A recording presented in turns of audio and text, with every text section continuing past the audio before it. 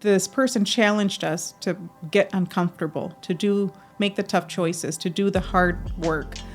It was about community involvement, but it was also about just doing something that was not comfortable. A friend who I grew closer to after that and during the campaign leaned over and said, "You need to run for judge." So it was one of those things. We then started going around the room. There were about 4 or 5 of us at each table. We started going around the room with, what are you going to do to have an impact in your community? What are you going to do?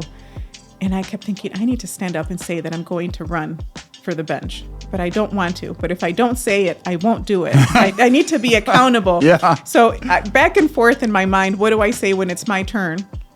And eventually it was my turn, and I stood up and I said, the next open seat that there is, I won't challenge anyone, but the next open seat that there is, I'll put my name in for it.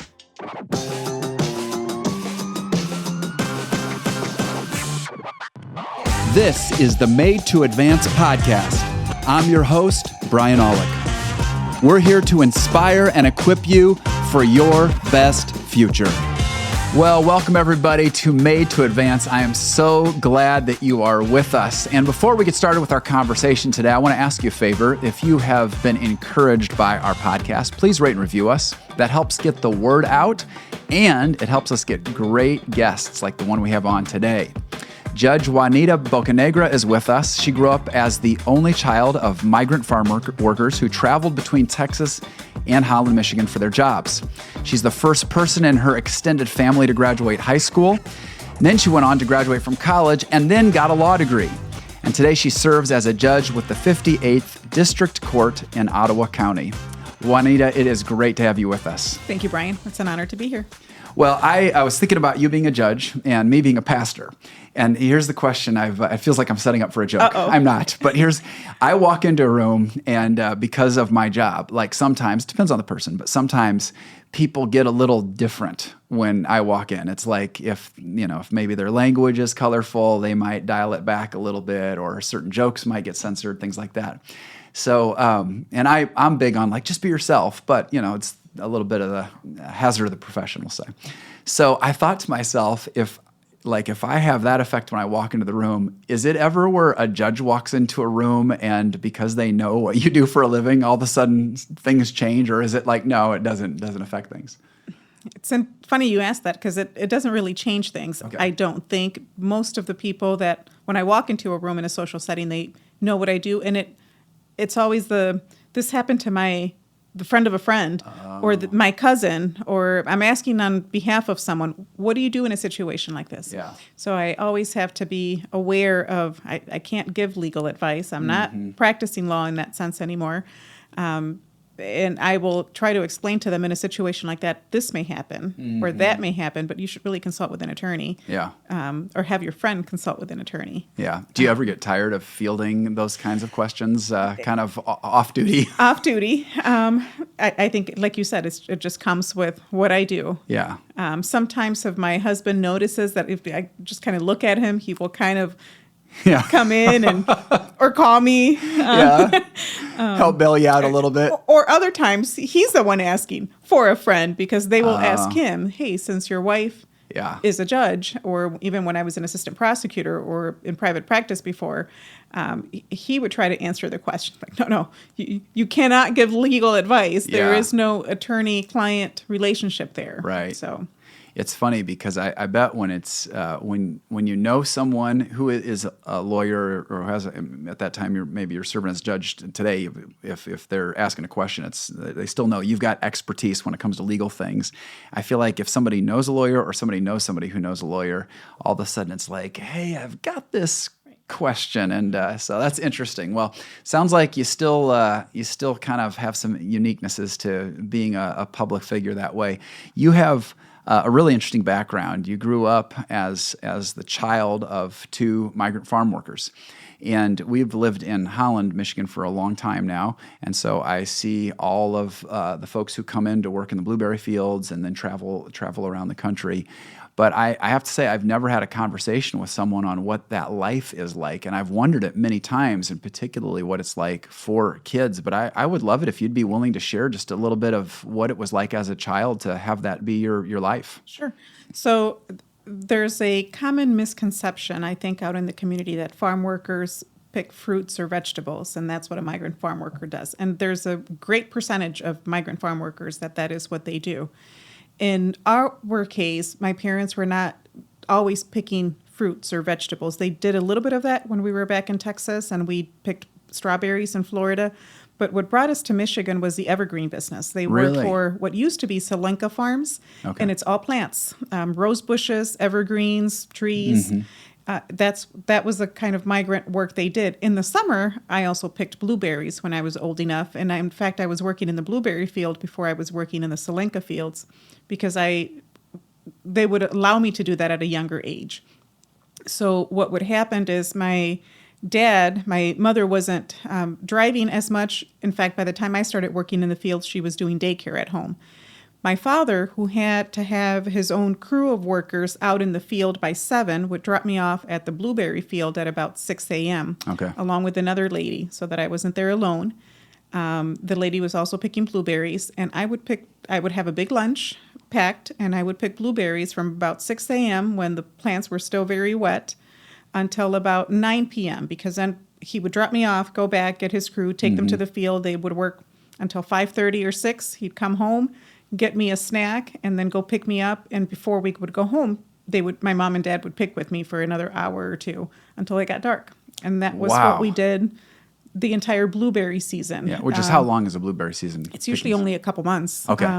When it's most busy, it's just a couple of months.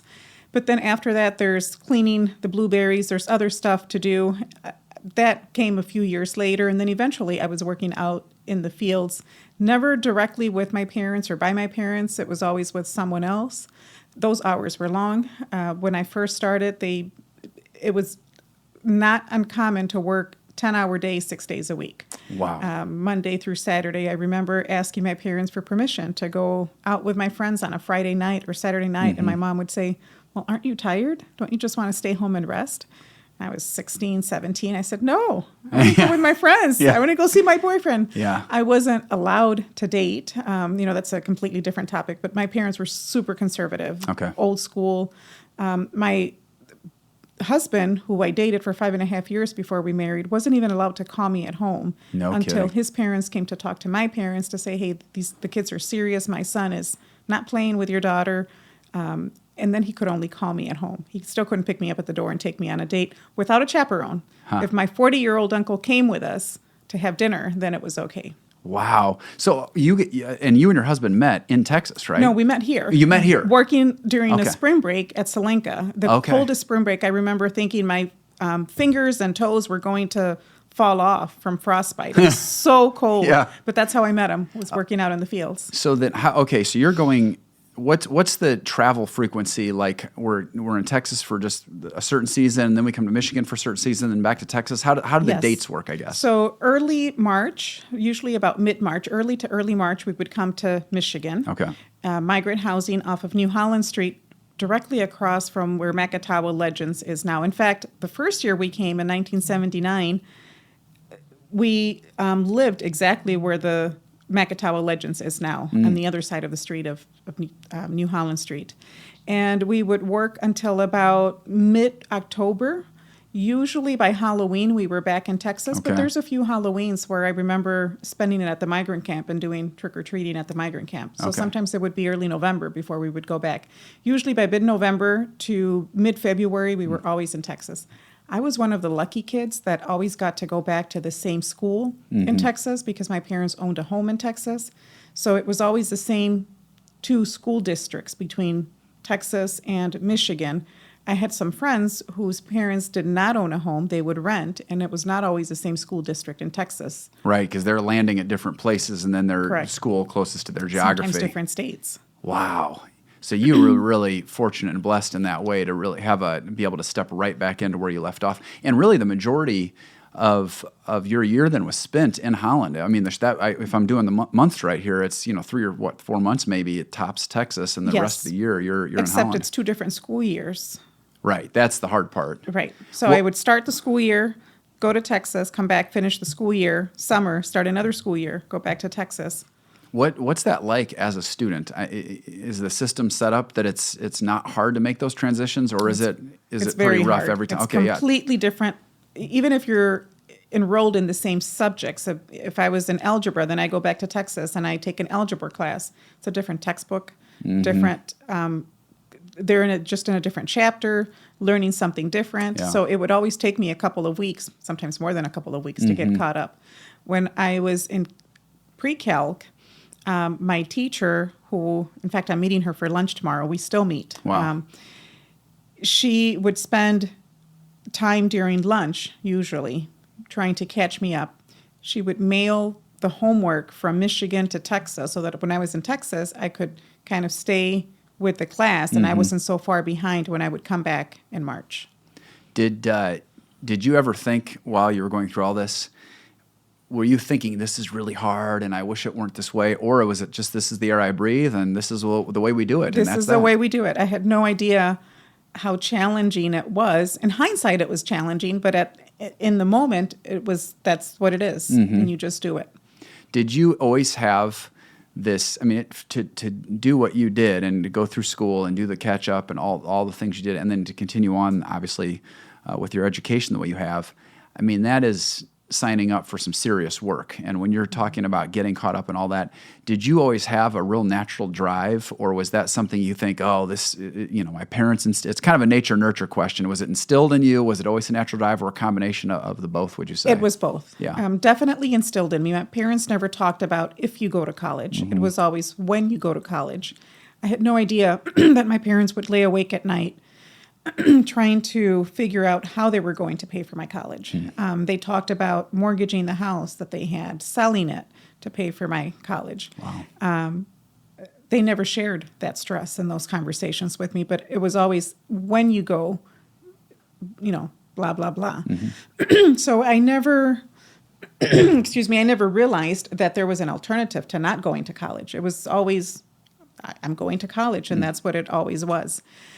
I also had a natural gift for learning. I love learning, and I'm an only child. So being in school was my social time, and I enjoyed going to school, and it was fun to go to school. I could pay attention, and prior to college, I rarely had homework because I would finish it in school. So what do you think led your parents to have that kind of an expectation? It feels like it's fairly uncommon. It's not unheard of, but that parents who don't have that kind of college background have that much of like a default setting to know you're going to college. Where did they get that from? From their own lack of education. So my dad has a second grade education in Mexico. I'm not sure how exactly that translates into a U.S. education. My mother went to school through the fourth grade, and that's it. Basic math, basic reading. My dad still struggles with reading. He learned that later as an adult. And he said, when your mom and I decided to get married, we had two conversations that were really important. Number one, we do not want the traditional Mexican family, all the kids that God will bless us with, because we wanted to be able to provide for our children more than we were able to enjoy growing up. They both come from very humble beginnings. Number two, whether we have 2 or 3 children, Dad said we were thinking 2 or 3, then we need to be able to provide an education for them. Whatever it will cost us, whatever we need to do, they need to have an education because we didn't. So he and they just knew right from the jump. Education's a big deal, and we are going to do everything it takes to help our kid or kids experience. And in order to be able to do that, we're going to keep the family small. Yeah. Wow. When did you find out, when you were saying that you didn't know they were having these conversations about whatever it takes and we may have to mortgage our house or do these different things, when did you find out that they were having those conversations? When the letters of full scholarships started to come in. They knew that I was talking to counselors at school, and they knew that different teachers were helping me complete applications. I don't think they really were aware of where I was applying. They knew some schools were in Michigan, some may not be in Michigan.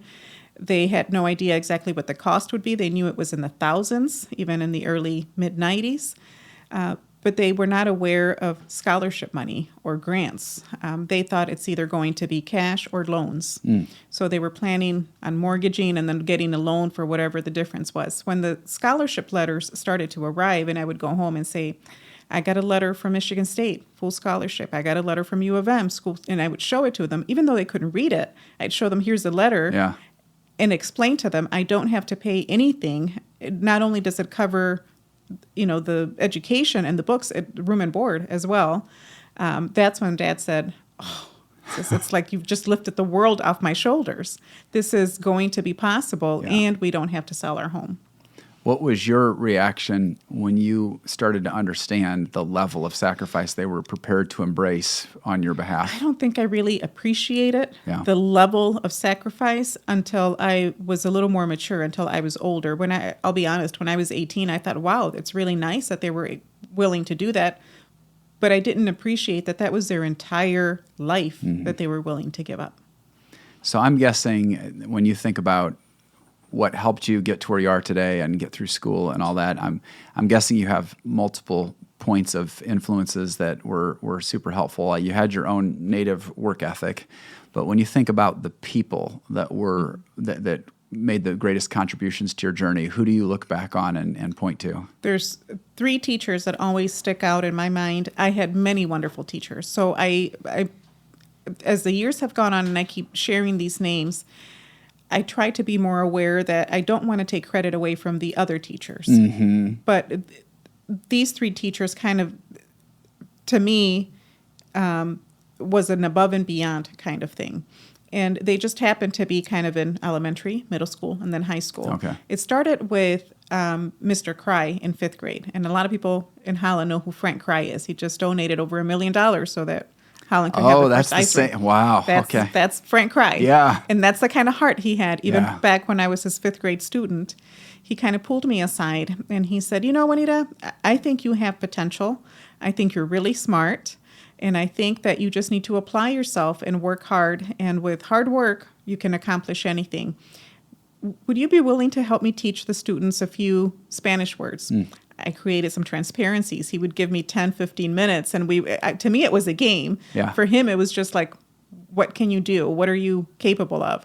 And then we would play math games where we would go around the room and we'd stand next to someone and he'd give us a math problem. And whoever provided the answer first, then that person goes on, the other person sits. All these little things in my mind helped me to build confidence and trust in myself and believe in myself. And he said to me, you need to believe in yourself. You can be a straight A student. Before coming to Michigan, prior to 4th grade, I had Mr. Feenstra before Mr. Cry. I was an average student.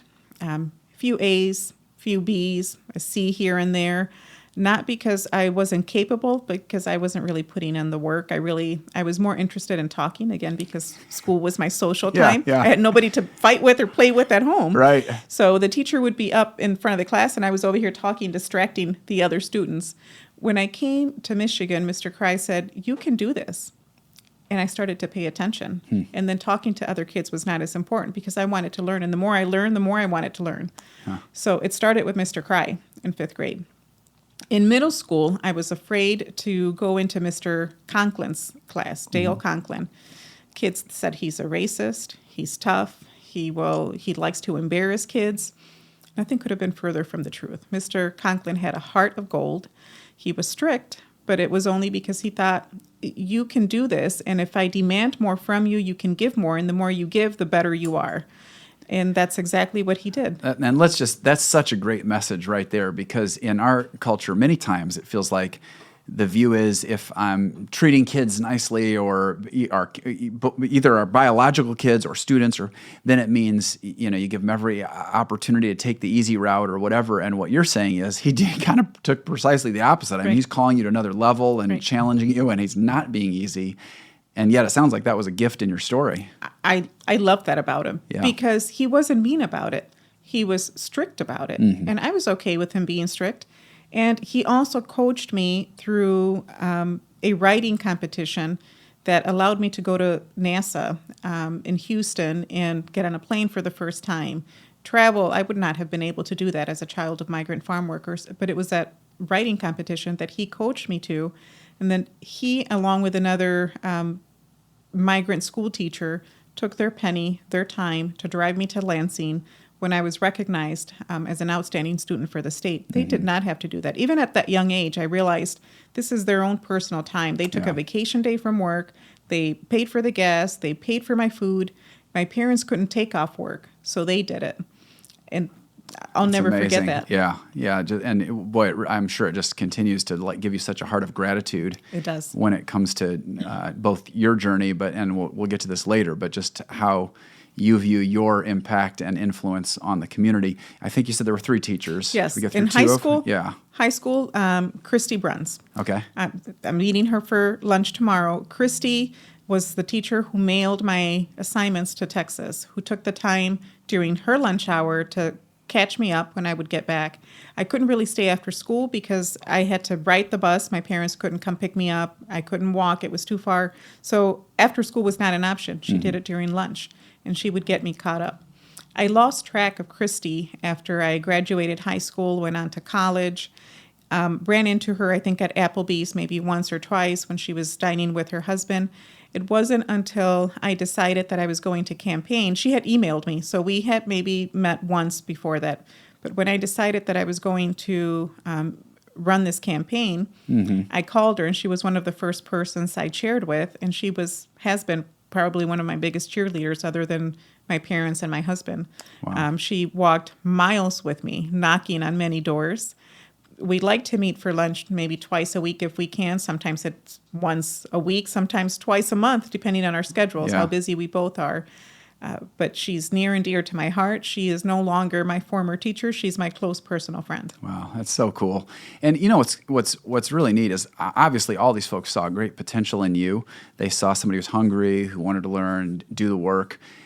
But ultimately, they don't know what you're going to become. It is still, it's an act of faith to say, I'm going to step out on behalf of somebody in whom I see potential and invest my time and effort in the hopes that it will be something that goes somewhere. I'm glad you point that out, because one of the things that sticks out to me and that I've always appreciated about not just them, but other people who have invested in me is they did it with zero expectation of anything in return. They didn't ask. They had nothing to gain other than to see me succeed. Yeah, it's really, really cool. Such a great example. And honestly, the things that you're saying, on the one hand, hands down, they're a sacrifice, but it's also the kinds of things they were doing in the big picture are not, I have to redo my whole life to make these sacrifices, and yet those deposits they made were game-changing for your journey. It's just a really good encouragement to anybody listening. What does it look like to keep your eye out for where you can step in, where you can give up some time, some expertise, and build into somebody else, because you just never know how that's going to result in their life. Did you feel like early on, did you already start having big dreams and aspirations for the future, or at this point is it more just motoring on school, but you're not dreaming of career and what's next? Oh, no. I was in kinder. When I walked in, they ask every kindergarten student, what do you want to be when you grow up? And I said, I'm going to be a lawyer. From kindergarten? Kindergarten. I love that. So I will admit I had no idea what a lawyer did. Yeah. How many kinds of lawyers there are, the different practice areas. But I knew 2 things. Even before I started kindergarten, Dad said, when you grow up, I want you to get yourself a job. You need to go to school so that you're able to get a job where you can work inside when it's cold, you can work inside when it's hot, and where you're not using your body as much. It's not physical work. So lawyers, I knew, did 2 things. They got to wear suits and work in a nice office, not in the rain, not in the heat, not in the cold, and they helped people. And I wanted to help people, and I didn't want to do it out in the elements. Wow. That's the only 2 things I knew about lawyers. And it was enough to say, this is where I'm headed. That's what I'm doing. My family still has video of me when I had a teacher who did an essay contest, and we wrote our essays, and she said, Brian, I think this is a good enough essay to be submitted to some competition somewhere. And so she submitted, and I won that competition with this short little essay. And they invited me into a local TV station thing to be interviewed by it. And they said, what do you want to be when you grow up? And I said, I'm going to go to Harvard, and I'm going to be a lawyer. That's awesome. And here I stand as a pastor. So hey, I think you don't sell yourself short. You had good focus. I was determined. I Yeah. think if it had not been law school, then it would have been medical school. I find medicine fascinating. Yeah. And if time and money were not an issue, I would go back to medical school tomorrow. Yeah, my stepmom was a restaurant manager she's first generation college in her family.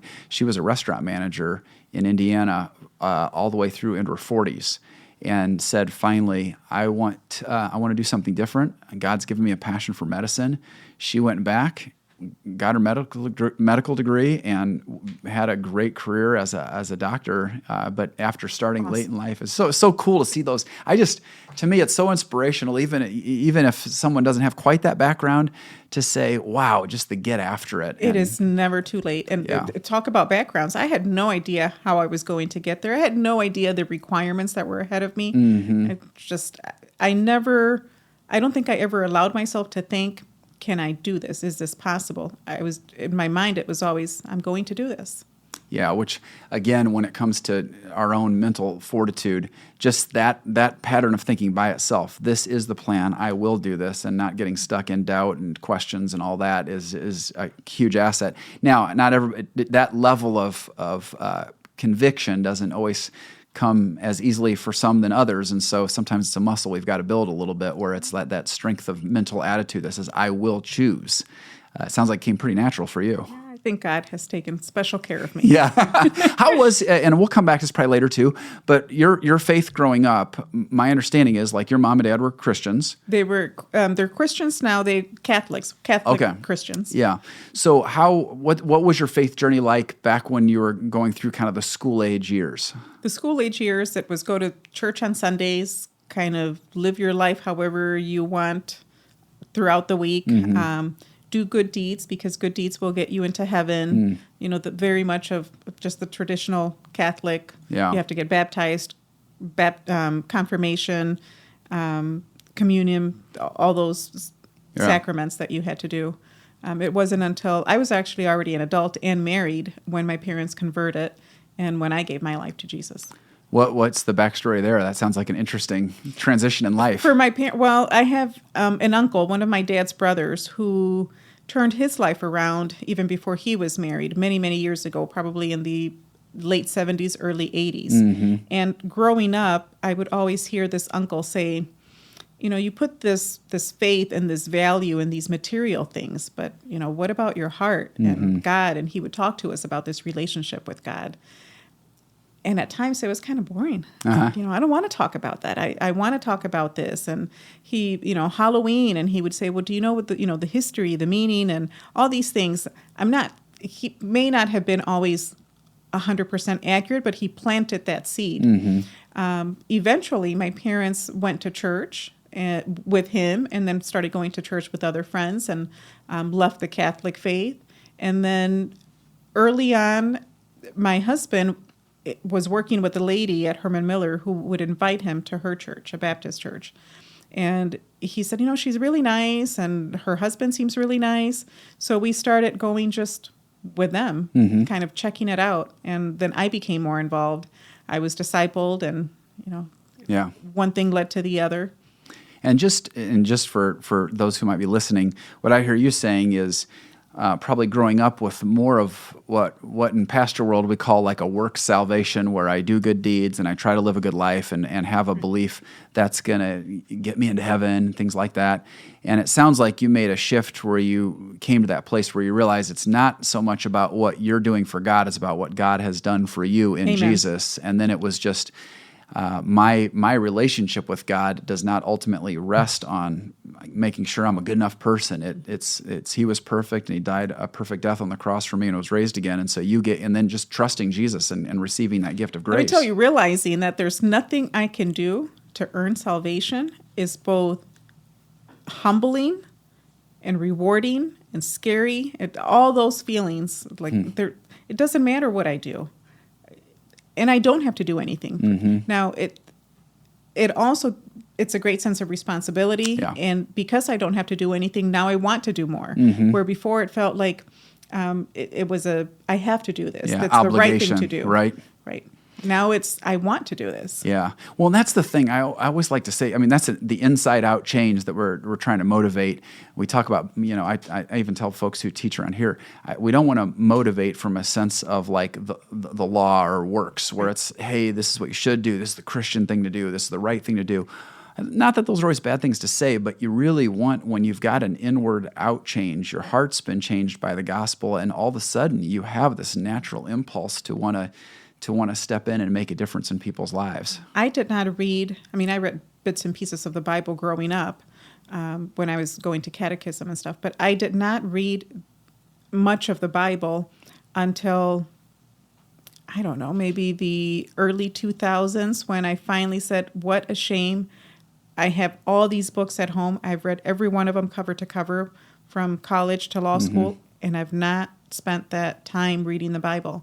So I had to kind of force my way initially through the Old Testament. This is a little boring, but now I find it very interesting. Yeah. The more you learn, the more interesting the history becomes. So true. And when I took the time to do that, at times it was a task, at times it was enjoying. I realized what there is in there. And what. So you're in your 30s at that point? I was in my 30s at that point. Yeah, okay. Yeah, really, I'm so glad you said that, because one of the values that, and we've talked about in our podcast before, is just, the idea of being, we're made by God to advance and to move forward and to grow. And we've had conversations on this podcast about how God's word is actually a key part of that moving forward, for him to help you step into the life that he made you for. And so I love hearing you say that and discovering his word. Did you feel like when it came to living into your purpose and your God-given mission, did you feel like having God's word in your life on a more regular basis was helpful with that? And if so, how? Or was it more like, no, you're so locked in and it was just more encouragement? Or how did it affect you? No, it certainly has affected my growth, both at a personal level as well as on a professional level. Seeing things through a different lens, being able to really extend grace, and to do so from a whole heart, not because I have to, but because by the grace of God go I. That could have been me, and I'm no better, and I've done things that I'm not proud of. And God forgave me for those. And it's, in court, it's not about forgiving someone. I've explained to a few individuals who tell me, I believe in God, I'm a Christian, and I believe in forgiveness. And I say, absolutely, I do too. But this isn't about forgiveness. There's a consequence for our actions. Even when we're forgiven, there's a consequence for our actions. So this is a sentence, and this is why. But being able to also extend grace when I think grace is appropriate, I don't think I would be able to express it or do what I do if God didn't live in me. Unpack that some more. I was curious to ask how your faith intersects with just serving as a judge. And since you're starting to go there, even with that comment. Sure. Yeah, talk about what it looks like to, you see some tough things, I'm sure. And what does it mean to walk with Jesus and to live out that role? I am not as good as I would like to be about this. So since I took the bench, I said, I'm going to spend some time with God every morning, because I don't want to be making these tough decisions. I want it to be him through me. It's just too much for my shoulders. But I'm not, I'll be honest, I'm not good about getting in the Word every morning before I take the bench. And Christy, who I've shared this with, early on my first year on the bench, she said, we would go for lunch, and she said, did you remember to pray before you left your chambers and went on the bench? I said, no. I wanted to, but I forgot. In the haste of, okay, it's time to go, let's do this, and grab the files and run in. A few days later, did you remember to pray before you took the bench? I said, no. I pray at night and I pray in the morning, but not precisely as I'm about to make these tough decisions. So she got me a little gold cross that is attached to the zipper on my robe. It hides in my lapel of the robe. And every time I put my robe on, I have to touch that cross to zip up. And that helps me to quickly say, Jesus, be with me. I don't want this responsibility. I do want the responsibility, but I want to make the right choices, because I'm not just affecting, Joe Smith in front of me. I'm affecting Joe Smith's wife, if he's married, children, parents, employer, whether he's married or not. It's a whole, you're affecting 20, 30 people or more. Right. Well, I love the idea of doing something that's just a tangible reminder like that you should know, and I'm sure you do, you're not alone in many of us feeling like, okay, we know we want to be more dependent on the Lord in this way. We want to pray. And I just was having a conversation with actually a leader the other day, and she was saying to me, I'm so torn. I don't know if I should do this or if I should do that. And it's a great opportunity and all this. And I was looking for some input. And I said in that moment, it's funny because I said, well, have you prayed about it? And she was a little off put that was the first question I asked, like, what? And then she thought afterwards, no, I have not prayed about it. I've been stressing and worrying, but not praying. Yeah, so she prayed about it, and then she said, it's funny, it turns out I got clarity pretty fast once I invited Jesus into that and for him to speak. So, still working on getting that schedule where I can just say, okay, I've spent 20, 30 minutes with God, and I'm okay to go on my day now. Yeah, it's sometimes a journey. It's just the end of the day where I also have to remind myself, God is not an ATM. We just don't come to him when we need something. Sometimes it's just about saying, thank you for another day. Thank you, because I don't know how I made that decision. I'm comfortable with it, but I know it wasn't me. Yeah. Well, it's back to your point earlier about we live by grace. And so while on the one hand, the decisions we make to train ourselves spiritually matter, on the other hand, it's not like, okay, now I've got to have this perfect record of I make sure I pray at all the right times. I'm aspiring to do that. I want to move into that place increasingly, but I also know there's grace, and God isn't like, I'll only show up in your life, if you He's not a genie. Check off all the boxes and all that. When you were serving as an assistant prosecutor in GR, and then assistant prosecutor here in Holland, here in Ottawa Holland. County. Okay. Private practice in GR. Private practice in GR. Okay. So when you were assistant prosecutor, and you didn't necessarily always think, I'm going to be a judge someday, did you? Of course not. No. In fact, one of my interview questions when Ron France interviewed me is, what do you see yourself 10 years from now? And I said, working in your office, if you'll allow me. I was convinced that I was going to be a prosecutor for life. It was very rewarding work. I had great colleagues. I really enjoyed it. I didn't want to run for office. I did not want to be on the bench. I'd like the comfort of knowing as long as I keep doing my job is somewhat secure. I don't have to run for office every 6 years. It's not a popularity contest. And I'm still making a difference in my community. I'm doing what I think is right. And I have the ability to reduce charges if I think it's appropriate, to tailor a resolution in a case for someone who may be young and just still needs some growing up, has some growing up to do. This doesn't have to haunt them 20 years from now. Or for the person who just, maybe not a bad person, but just choosing not to change his or her ways, then I also have an ability to affect how this person is in the community. Yeah. I love that. I never wanted to be a judge. So what prompted the shift? My husband. Not initially, but there were 2 or 3 lawyers and judges that kept asking me, when are you going to run for office? Never. I said, I love what I do. Why would I change something that I love for something that I don't know if I will like? And I don't want to have to run for the position every 6 years. So no. After about 3 years of hearing that conversation, usually at summer barbecues or Christmas parties, driving home one day, my husband said, why don't you give it some thought? Why are you so quick to shut that conversation down? There's a reason they're asking, and maybe you just don't see what they're seeing. I said, no, they're just asking to be nice. I told him that, but I really went to bed that night thinking, maybe I should think about it. Yeah. And as the years went on, I was in the prosecutor's office for just shy of 10 years before I took the bench. As the years went on, I thought, so then I started asking questions, and I started thinking, what if, and would I like it? I wasn't sure that I would like it. I like trying cases. I like meeting with victims and meeting with the public and doing the trial work. Sure. I liked it up until the day before a big trial. The day before a big trial, I would say, dear God, why do I want to do this for the rest of my life? Yeah. My stomach is in knots. Right. I haven't slept. I'm sweaty. I'm nervous. It's scary. I don't want to do this. But then 10 minutes into opening argument, I was good.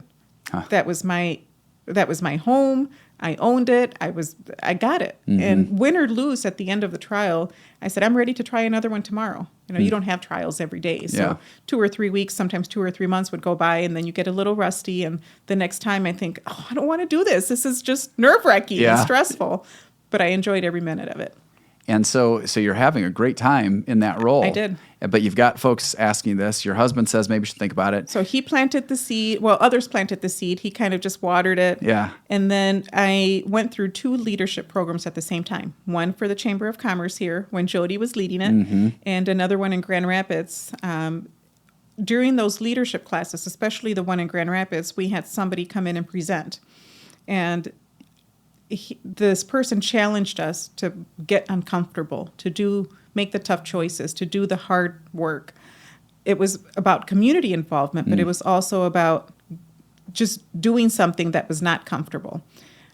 A friend who I grew closer to after that and during the campaign leaned over and said, "You need to run for judge." So it was one of those things. We then started going around the room. There were about 4 or 5 of us at each table. We started going around the room with, what are you going to do to have an impact in your community? What are you going to do? And I kept thinking, I need to stand up and say that I'm going to run for the bench, but I don't want to. But if I don't say it, I won't do it. I need to be accountable. Yeah. So back and forth in my mind, what do I say when it's my turn? And eventually it was my turn, and I stood up and I said, the next open seat that there is, I won't challenge anyone, but the next open seat that there is, I'll put my name in for it. I should have known that Judge Jonas was not eligible to run again because of the age restriction. I should have known that, but I wasn't clearly thinking at the time.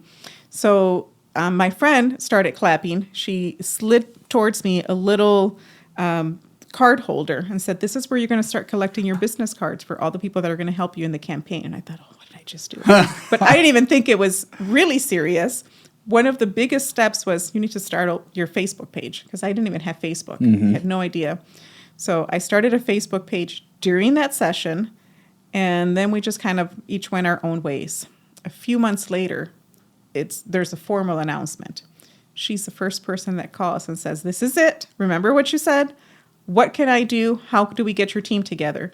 And things just started happening. Yeah. There were even like months into the campaign where I thought, what did I get myself into? Why am I doing this? What if I don't like it? And what if I do like it, and then in 6 months I'm not elected, and now I've lost a job that I really enjoy and I really love and probably will not be there. But then I thought, where's your faith? Yeah. So, and it's that combination of risk and getting out of your comfort zone and faith. Boy, those really work together well, because for many of us to step out like that, I think of Peter walking on water. I mean, you have to exercise some faith that God's going to meet me in this risk, and He's going to meet me in this place of discomfort. That challenge of getting uncomfortable was part of you standing up, and I love that you just said, I got to say this out loud. That was part of you, part of what happened that kind of led you to stand up and say that. Has that theme of getting uncomfortable, would you say that's a theme that's been present in other places in your life, or is it not so much? No, not so much. I like I said, God has really blessed me. Yeah. Things other than there are the last 2 career moves have been challenging, and I've had to take a leap of faith. But prior to that, things would just kind of fall in my lap, for lack of a better word. Yeah. Opportunities would present themselves. Now I would seize the opportunity, but I wasn't really working hard or stressing about it. Okay. When I applied for the prosecutor's office, that was hard. It was hard to leave a great job in private practice where I had met a lot of friends. I was making very good money. And joining the prosecutor's office meant taking a significant pay cut. Just walking away from thousands and thousands of dollars. But I would be able to go to my kids' sporting events. I could go to soccer, and I would be close to home. And if my kids needed me, I was a 10-minute drive from their school rather than 35 minutes. And if I wanted to attend that little Valentine's Day party that would last for an hour and a half, I didn't have to take an entire afternoon off work and bring my briefcase with me. and not really be present for that Valentine's Day party because I'm thinking about the billable hours and the briefcase in my car, and I need to get back to that. And my phone's ringing, and that's a client. I at least need to reply to say, I'll get right back with you. I wasn't really present. I felt like I wasn't being a good mother. I wasn't being a good wife. I wasn't being a good daughter. I wasn't being a good employee. I wasn't being a good attorney.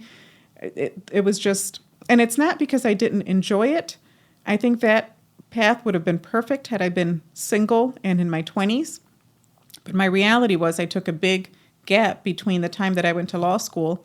I had already started my family, so I didn't want to be enjoying a great dinner at the Amway, elbowing with very important people. I wanted to be home having spaghetti with my kids. So that is such a great word when it comes to just having the courage on priorities and making the sacrifice that you needed to make in order to align what you felt like your truest heart priorities were, which is not to say your career obviously was unimportant, it still was, but to be able to walk away from certain resources and whatnot, to be able to do that is such a great move. And I know it's going to challenge some folks even as they're hearing this, because there are just some roles where it's hard to have that level of presence in your family that you want. And I always like to tell people there's two books one book and one thought that really comes out of the book. There was a book Andy Stanley wrote, and it's since been retitled, but I've referenced it all the time, called Choosing to Cheat. And he basically says you're going to cheat somewhere, and it's either your job's going to be unhappy because you're not giving them everything that they want, or your family's going to feel it.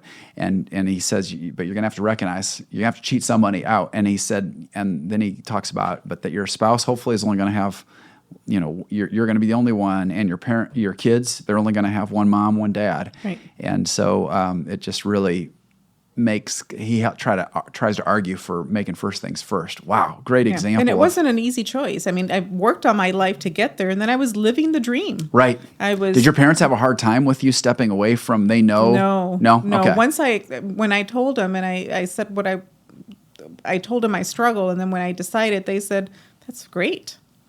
Well, that's really cool. It's not always your parents sound like they're pretty amazing. Wise. Yeah, I've lost my mother almost 3 years ago, but they were really wise. My dad still lives with us. Okay, that's sometimes, particularly when someone comes out of a background where they didn't have much, and then they experience some success. It's tough for parents to not see that person fully. Well, by this time, my parents had also given their life to Christ, though. So that changed things. Yes. Yeah, that's and really cool. They didn't see it as you're walking away from all this success. They saw you're going to be successful here, and you're going to be happy, and your happiness and your family's happiness, especially our granddaughter's happiness, is priceless. Yeah, gosh, I love that. That's where you see that their worldview is making such a difference in how they're encouraging you and speaking in. When you because of your unique story, do you feel like that affects how you serve as a judge, how you hear people's stories, and how so? How would it make a difference? It can be both good and bad, I'll tell you, Brian. I have one defense attorney in particular. I don't know that he even realizes that these words still echo in my mind. But he said to me when I was an assistant prosecutor, he said, I have a feeling that sometimes you judge others by your standards, and you think if you could overcome all these obstacles, this person should be able to do that too. And I think he's right. I do have those standards. I do have those expectations. Part of me also thinks that this younger generation just doesn't have the grit that we used to have 20, 30 years ago, and that's nothing compared to what our parents used to have and our grandparents. It's every generation we lose some of that grit. There's an entitlement. There's expectation that the world revolves around me and I don't need to do all these things. And yes, it does affect how I judge people when they're before me and my sentences and what I expect. I just told somebody today, why aren't you working? When was the last time you were working full time? December. I said, well, 6-month vacation. Do you have any health issues? No. I want to do X, and I haven't been able to land a job in this particular field. And I've been looking.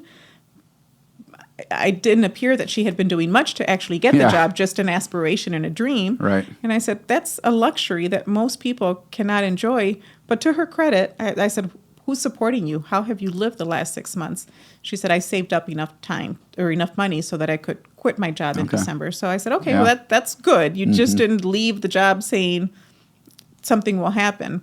But I have a lot of people who stand before me who say, I don't have a job. I either have these issues or lack of transportation is very common, which is a real problem. I'm not minimizing that. But when you set where there's a will, there's a way. And you can't let these obstacles just come at you and you just throw your hands up and give up, because they're obstacles that prevent you from succeeding, but they're not obstacles that prevent you from getting involved in crime. So that's frustrating. Yeah. So when you're saying, I think you said at the beginning there, you said you could see where your background makes it, well, kind of harder and easier. Right. So the harder part is you can have the sense of, I've worked my tail off. I've done the hard thing. You can do the hard thing. And I hear what you're saying, particularly when you just sort of constitutionally inside have been given a really strong work ethic and obviously come from some pretty fantastic parents.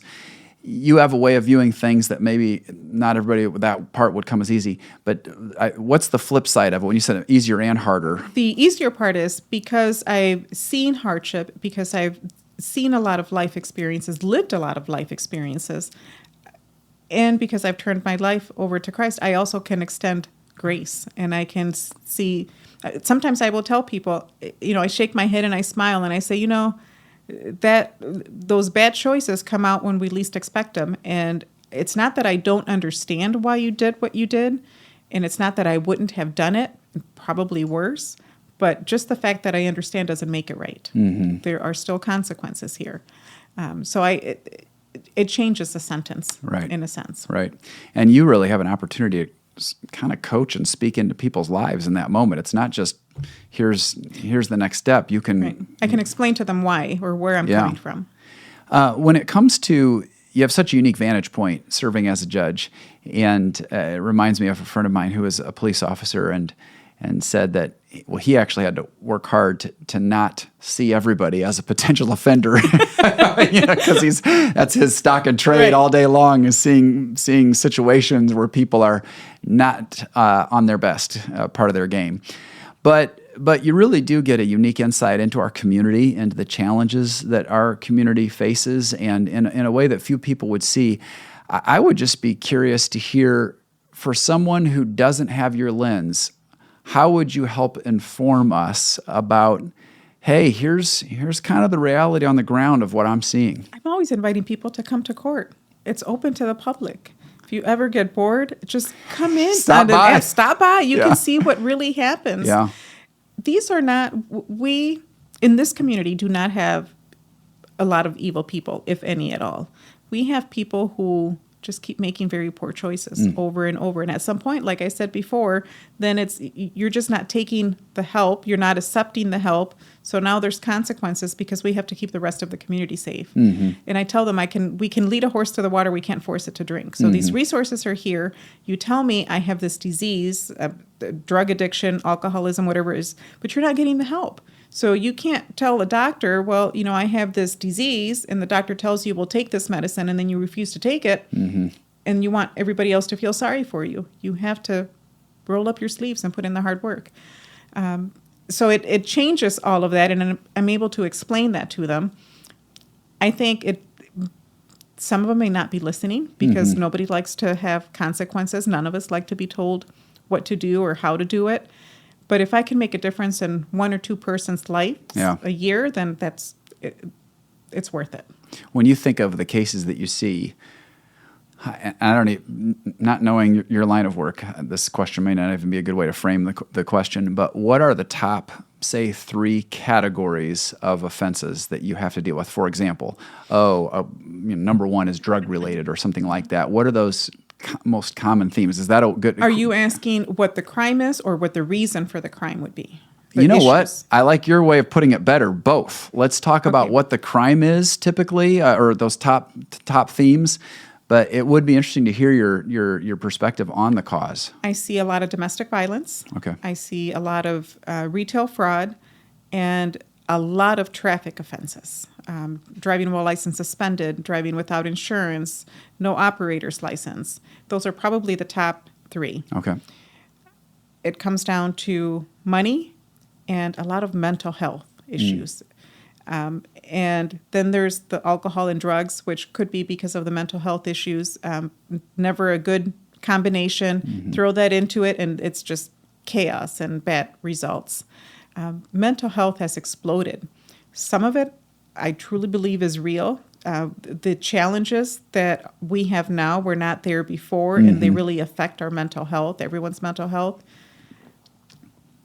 But part of me also thinks, is mental health as big of a problem as we say it is, or are we making it bigger because I am telling you, maybe you have a mental health problem, maybe you're stressed, maybe you have anxiety, and that person now, instead of thinking, again, having the grit of I can do this, I'm going to get through this, has the, oh, poor me, now I have stress and anxiety, and that leads into depression, into real acute depression. So mental health is a big problem. Lack of finances when it comes to not being able to buy insurance, not being able to get a driver's license restored because they have fees that they haven't paid.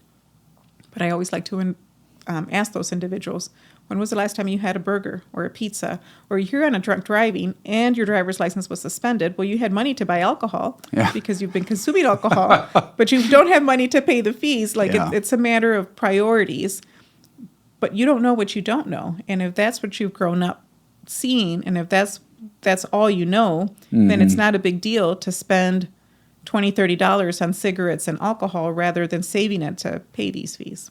Yeah, that makes a lot of sense. And again, do you ever feel like you're kind of a parent in there a little bit, where because I mean, it's some of these life lessons that really, there's no shortage of need for hard work, and those lessons of priority setting like that, where you're really challenging someone, but I want to do this. And you go, well, yeah, you might want to, or it might feel natural, but you just can't. Mental health is huge. I wish we had a better way of dealing with individuals who really suffer from mental health.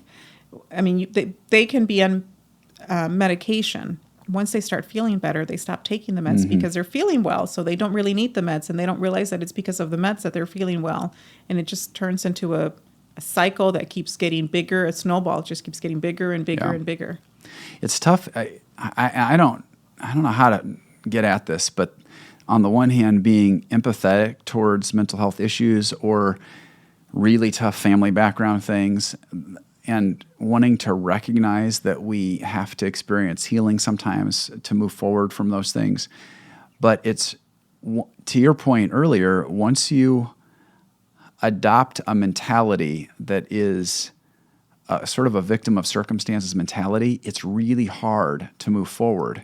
So I don't know what's the right answer on how I own there are real issues that I have to work through and get healing on, but also I can't slip into where I am at today is solely a result of my circumstances. And because that's the thing, even when I'm preaching, I kind of want to encourage people, you have agency. You can make a difference. You can make a choice.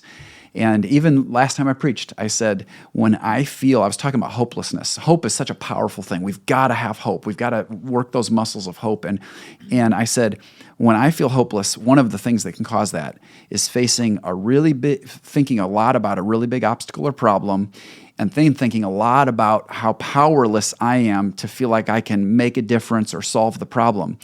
And I just realized a long time ago, instead of getting fixated on the biggest possible problem and my limitations, I just have to make a choice, do what I can do. Today, right. I can't solve tomorrow's problems. I may not live to tomorrow. Yeah. Today, what can I do right now, today? And that, when you do that, at least my experience is that builds this kind of empowered mentality that says, if I did that today, maybe it's just I got up on time and I applied for a bunch of jobs or whatever it is. I did what I could do today. There is something about that just changes in the inside to say, and now I'm going to do the next thing tomorrow and tomorrow and tomorrow. And it's funny because over time, I mean, there's that old phrase, I hope I don't mess this up, we tend to overestimate what we can do in, say, 10 days and underestimate what we can do in 10 years.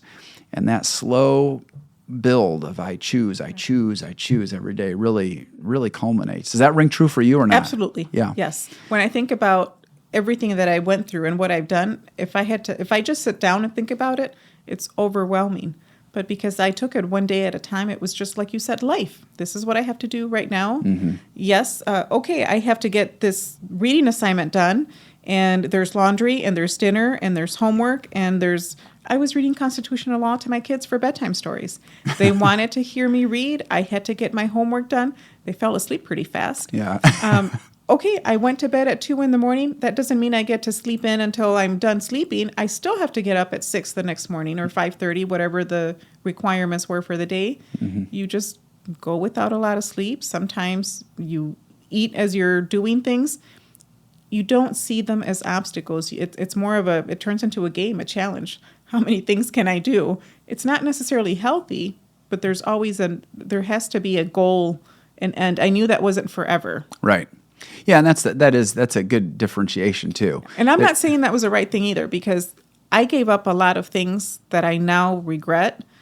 That idea of being able to be super mom and super wife and super, employee of the year, and I couldn't get down on the floor and watch cartoons with my kids just until laundry's done. Let me just finish this load.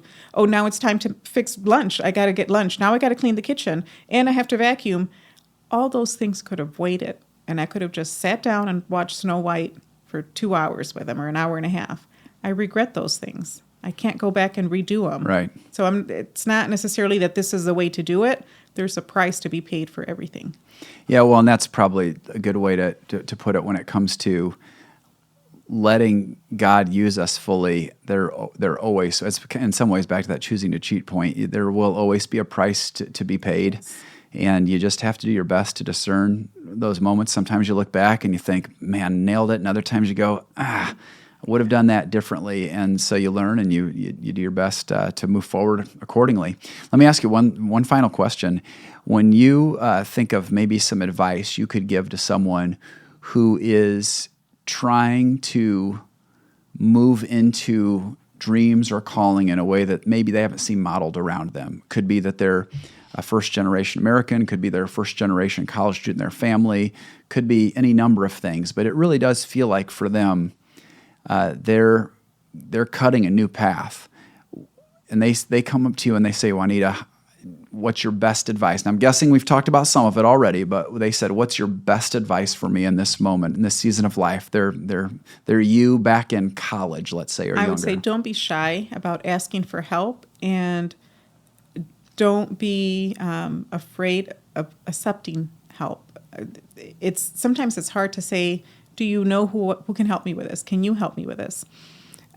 Don't be shy about that. As long as you're willing to put in the hard work as well, go out and ask those questions. If somebody comes to me now and they want to get into medical school, I didn't go to medical school. I don't have that experience. But I know people who do. Mm-hmm. So I'd be willing to talk to one of my friends and say, hey, I have this person. Can you sit down, answer some questions?